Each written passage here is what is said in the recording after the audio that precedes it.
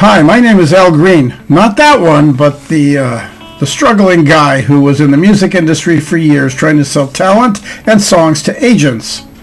The agents befriended me and taught me techniques that I want to pass on to you through my program, which is called You Can Talk, You Can Sell. Anyone who has ever taken this program has excelled in selling and either risen to the top of their company, their team, or the top of their field. It's called You Can Talk, You Can Sell, and you can get it right here.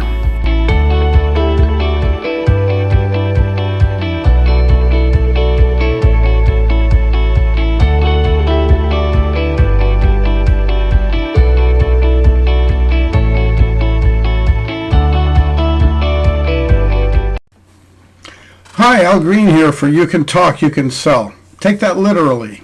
You can talk, you can sell. When I first started, I didn't know that, and I was struggling for several years, trying to be a hit maker in the music industry, selling talent, trying to be like an agent without knowing what an agent does. I was just very naive and didn't know anything about selling until somebody put their hand on my shoulder, who happened to be the president of a very large record company, and said, you know what, you'd be good if you could just learn how to sell. And I was like, what? Now look at me, I'm not exactly, one of these guys that's boisterous and overblowing with, crazy persona. I'm just an average guy, but I have made a career out of selling, and I want to share that with you because my favorite thing to do is help other people, which is one of the keys that made selling such a fun thing to do. But the key that we want to do in this module is we want to convey the idea that the most successful salespeople sell as if they own their own business, as if that's their job. They own the business. Every sale they make is for them, not for the company. The company is just the commodity that they're selling. You can talk to people that sell life insurance. They'll tell you that. People who sell car insurance, people that sell home insurance. You can talk to a mortgage broker. And they're basically selling a loan, okay, for the bank or several banks. But they're in their own business typically. And if you look at some of the top salespeople, and I don't care if it's the guy I used to know years ago who sold airplanes. Well, not airplanes, jets.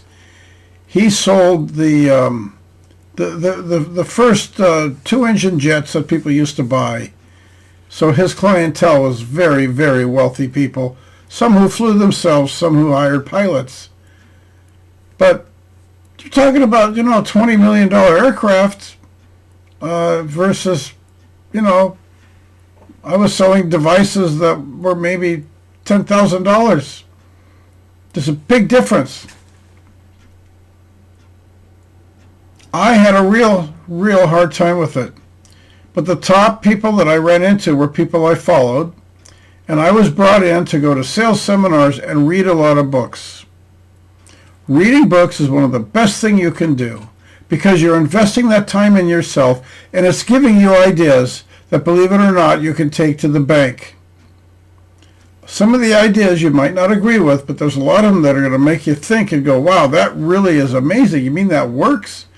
I tried one idea that was just crazy. I covered it earlier. It was the empty envelope.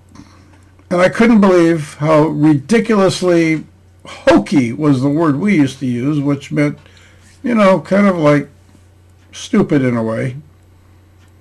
But I gave it a try, and it worked like a charm. And it was crazy because I'd never heard of anything like that. I always thought selling was something you had to do where you go see the person, or you talk to them on the phone, and you give a presentation, and you make your pitch, and then you got to do the typical closing and answering objections. I had no idea that there were other methods to sell products, that there were other methods to sell intangibles. So because at the suggestion of one of the top salespeople that I worked with at the time, he got me into a company selling land leasing. I knew nothing about this. I had to take a training course and get certified. And for a while, I sold land leasing. Interesting about that is, I can tell you all the things that happened and why I'm not in it anymore, but let's just say this. I didn't know you could do some of the techniques that I was taught. Now, those are techniques that were very effective and they worked. And our average sale was $20,000. At a time when $20,000 was a huge chunk of change. Not that it's anything to spit at right now. But the fact of the matter is that you can do this too. Because trust me, I was just a common guy trying to be something. And I did it. And I didn't do it on my own. I did it because other people helped me. Other people gave me ideas that I didn't know you could do. I didn't even know that these were techniques. But it worked. And now I have books and books and books filled with notes on these techniques that I want to share with you. That is the program called You Can Talk, You Can Sell. It's more about just you talking. It involves listening. It involves thinking. It involves being creative. There's a lot of details here. But the most important thing that you want to make a note of is that it's something that you can do if you take the attitude that this was your own business and you're not going to let it fail, would you? I don't think you would. I don't think you would let it fail. I think you'd want to handle it every day and make decisions. Make decisions of how things are going to turn out and then watch them happen. That's another thing that happens to people when you get into sales. You start taking a positive mindset because nothing is to be gained, nothing by being negative. Positivity will give you more success than negativity will. And listening to naysayers, yeah, they come along. They tell you can't do it. Believe me, I learned that for some reason, I don't know why, people don't want to see you succeed. Maybe it's jealousy, I don't know. But there are people that will try to talk you out of it. They'll say, oh yeah, John, you're not going to be able to sell. Mary, you think you can sell? I've seen people that were so introverted that you can't even get them to have a conversation. Take our program, go into sales with guidance, and be successful salespeople. Because they learned a simple technique. And then when they were done for the day and they go home, they're still kind of in their shell, being real quiet.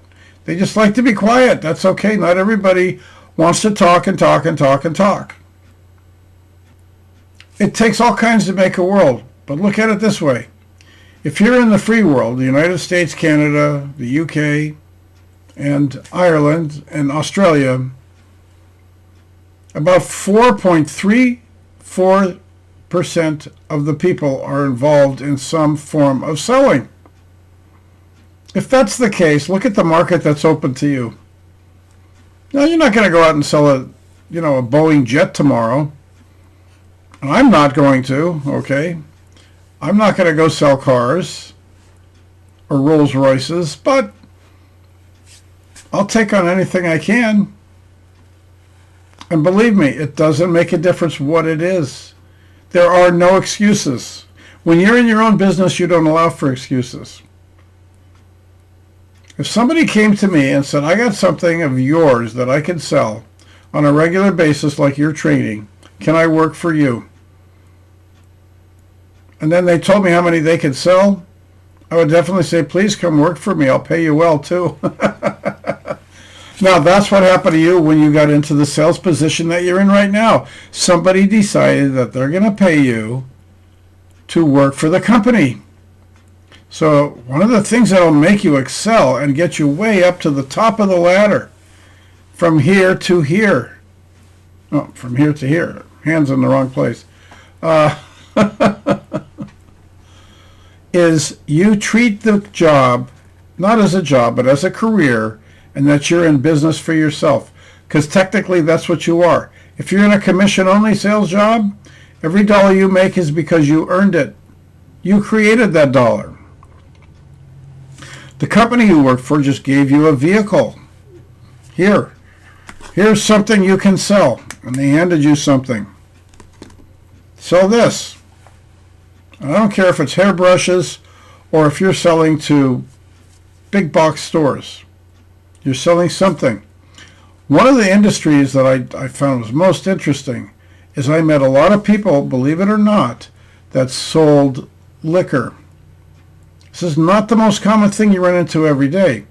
They sold to liquor stores. They sold to bars, corporations that own a lot of bars.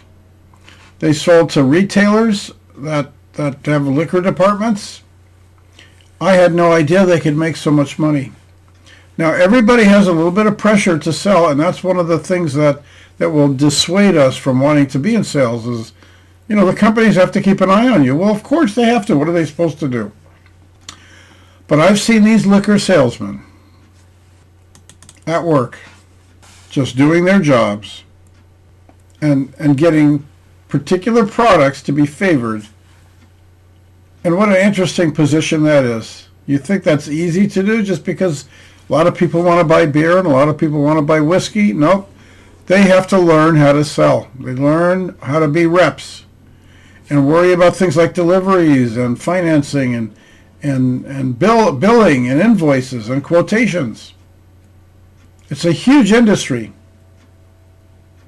But somebody has to learn to do it. And companies want people that can do that. And they will pay them. But every one of those guys that I know, they treat their job as if they're in business for themselves. And of course you have to do paperwork, you got to listen to bosses and stuff like that. Well, what else is new?